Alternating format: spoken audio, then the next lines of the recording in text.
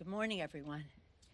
Well, yesterday was quite a day. I really lost sleep last night after watching over and over again the testimony of the Attorney General of the United States. How sad it is. How sad it is for us to see the top law enforcement officer in our country misrepresenting, withholding the truth from the Congress of the United States. I think it's really time that as I watched him and kept saying, what could possibly be motivating the Attorney General of the United States to disrespect the Constitution of the United States, the separation of powers, the right of Congress to know? What possible motivation could the Attorney General of the United States have to dishonor the office that he holds by writing there for the whole world to see, to misrepresent the facts to the Congress of the United States? And then I began to connect the dots. We have Mitch McConnell, who in his fundraising pitch, Mitch McConnell, Donald Trump, Attorney General Barr. There's a connection. There is an ideological anti-governance, anti-science, anti-meeting the needs of the American people. So when he was testifying and being so cavalier about Special Counsel Mueller and the Mueller report, and so disrespectful of Congress, I thought this isn't about President Trump only. It's about a right-wing ideological they're handmaidens to the special interest in our country. And it's important to connect the dots, but the American people have to know what this means to them. If you're a young person, you care about the climate crisis. We're passing that bill right now on the floor, and I'm going to have to leave momentarily to vote for it. It is, and that's going to be dead on arrival in the Senate. If you're a young person, you care about net neutrality, freedom on the internet. The Grim Reaper is going to kill it in the Senate. If you're a woman, Violence Against Women Act, equal pay for equal work that we sent over to the Senate, the Grim Reaper, Mitch McConnell, will kill it. If you care about reducing the role of money in politics, as H.R. 1, legislation stopping the voter suppression and expanding the voice of the people in our political process, Mitch McConnell will kill it, because he has said the problem is not too much money in politics. He says there's not enough money in politics. Our H.R. 1 is about expanding the voice of the people. Their H.R. 1 was giving 83% of the tax benefit to the top 1%. So this is about policy. It's also about gun safety. Gun safety, we sent over H.R. 8 and H.R. 1112 for responsible background checks, handmaidens to the National Rifle Association, and the special interest. Connect the dots. When you see Barr sitting there, what's his motivation? His motivation, his loyalty, is not to his oath of office, and it is to Donald Trump, but all of it, and the Republicans in Congress, is to the special interest. So whether it's H.R. 1 or gun safety, paycheck fairness, violence against women, save the internet, climate action now, the list goes on, and we will be sending more legislation. But apparently I have news for Mitch McConnell. He may consider them dead on arrival and the Grim Reaper for all of these actions taken by the House of Representatives. But they are alive and well among the American people. And there is a direct connection. And really the probably biggest and saddest of all is while the Attorney General was sitting there withholding the truth from Congress, misrepresenting, being inconsistent in his statements. With shame, how could he do such a thing?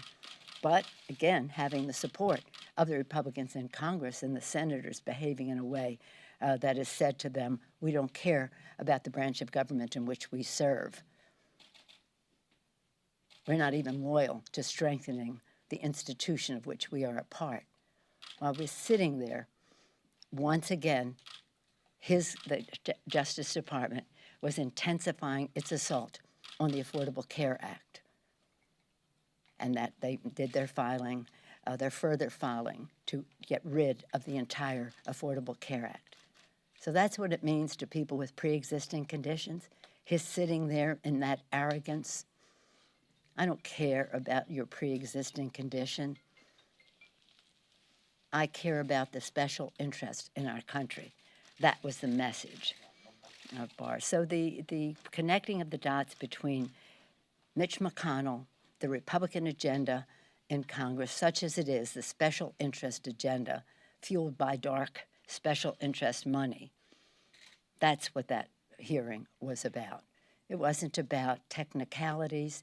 It wasn't about who wrote the letter and how he characterized the letter. That's interesting. But what is deadly serious about it is the Attorney General of the United States of America was not telling the truth to the Congress of the United States. That's a crime. Yes, Nancy. What kinds of consequences are you considering for members of the administration who don't comply with congressional subpoenas? Well, it is. I have great confidence in our committees.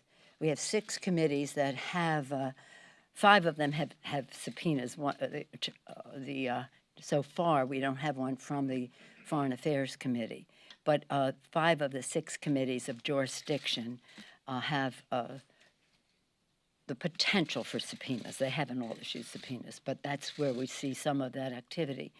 As you probably know, on the articles of impeachment for President Nixon, Article 3 was that he ignored the subpoenas of Congress, that he did not honor the subpoenas of Congress. This is very, very serious. But my judgment will spring from the judgment of our committee chairs.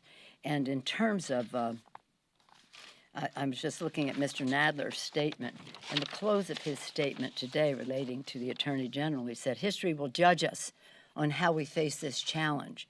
We will be held accountable one way or another."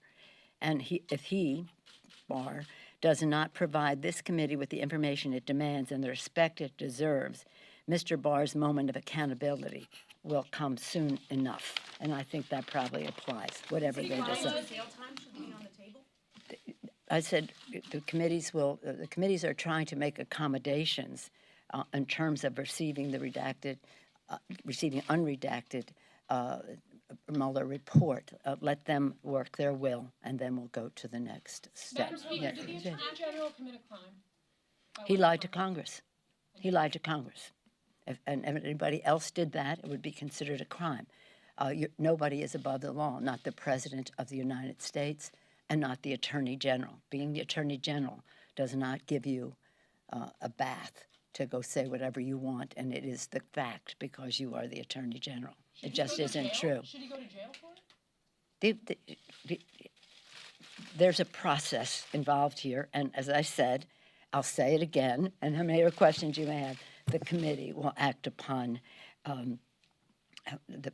how we will proceed. Yes, ma'am. Pelosi, last week you had said that you wanted your caucus to focus on the investigations that are already ongoing. Given the fact that you can't get information, given the fact there has been this unprecedented obstruction from the White House, do you think that the time has come to move that impeachment deadline up?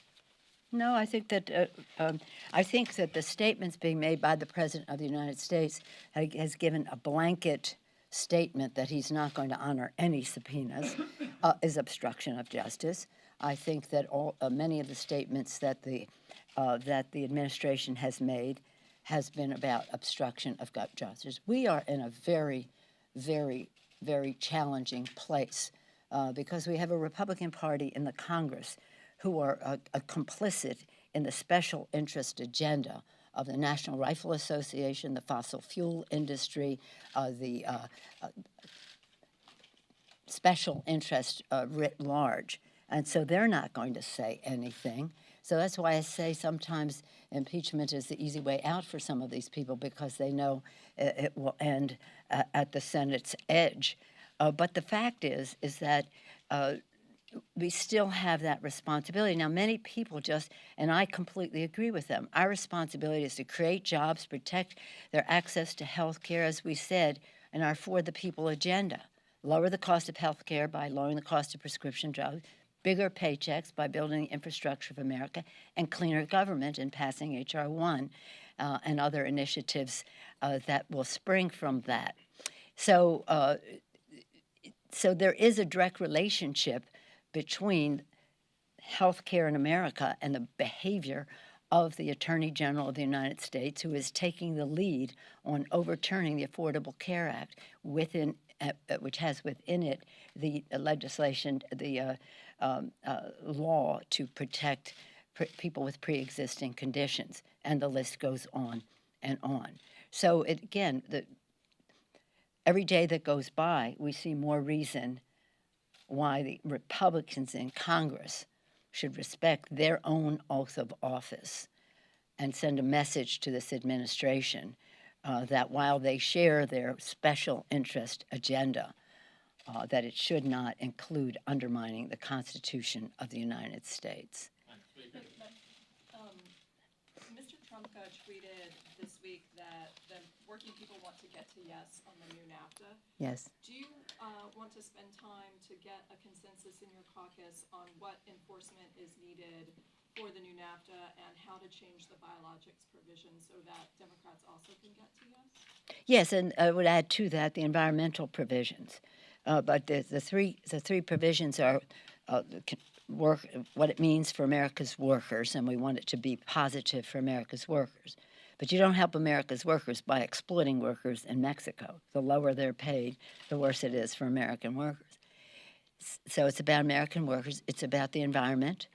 And again, the climate issue. We're voting right now on climate action now. The environmental issues are very important to us. As a Californian, I can attest to the need for us to improve the provisions there. And then the biologics, and there's a concern for members. But the overarching issue is enforcement.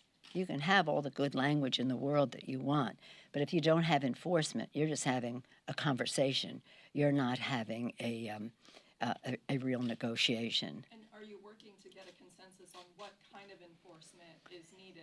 Yeah, there's different suggestions, but I say it has to be part of the agreement. It can't be a sidebar, side letter, or later legislation or anything like that. But to your basic first question, yes, we would like to get to yes. I thought it would be easier than this because we've been clear about enforcement in any trade agreement, whether it's with China or whether it's with in our own hemisphere, that enforcement is key to all of it. Kat, did you have a question? No, you You answered my question. I answered already. Okay. Yes, sir. On infrastructure, with your big meeting earlier this week with the president, I know in a couple weeks you're expecting him to come up with some pay-fors, but what do you have in mind? Talking to Republicans here on Capitol Hill, it sounds like they're not really looking at a gas tax, increasing the gas tax.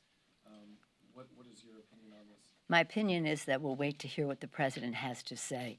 I spoke to him since the meeting, and he said we're going to be putting together what some of the acceptable pay-fors are to him, and we'll look forward to hearing what he has to say. But we were pleased that the president took it up to $2 trillion. What we would like to see is that they make a commitment that it be 80-20, 80 from the federal government, 20 from the locality, that it would be in terms of climate, have resiliency in it. You can't build infrastructure for the future without resiliency relating to climate. And we want to see women, veterans, and minority-owned businesses to participate in the prosperity that this will bring. And we want to see prevailing wage, Davis-Bacon, to be part of it, because we've always been about building bigger paychecks by building the infrastructure of America in a green way. And that's what we hope that we can do working together. It was a positive meeting. We advanced to the discussion down the road, and we'll see what the president has to say when he acts. But this is so important. It's about commerce. It's about clean air, clean water. So it's a public health issue. It's about the jobs of building the infrastructure, but also the commerce that it would create. It's a quality of life issue for people to get them out of their cars so they can spend more time with their families. You said that you spoke to him after the meeting. Was that strictly on infrastructure, or did you guys talk about immigration or anything else? No, we talked about the bringing down the price of prescription drugs, but only touched upon the fact that we want to, as we finish up with the funding, et cetera, and what our proposal, not finish, but progress on a proposal for the infrastructure, that we would move on to how we can lower the cost of prescription drugs.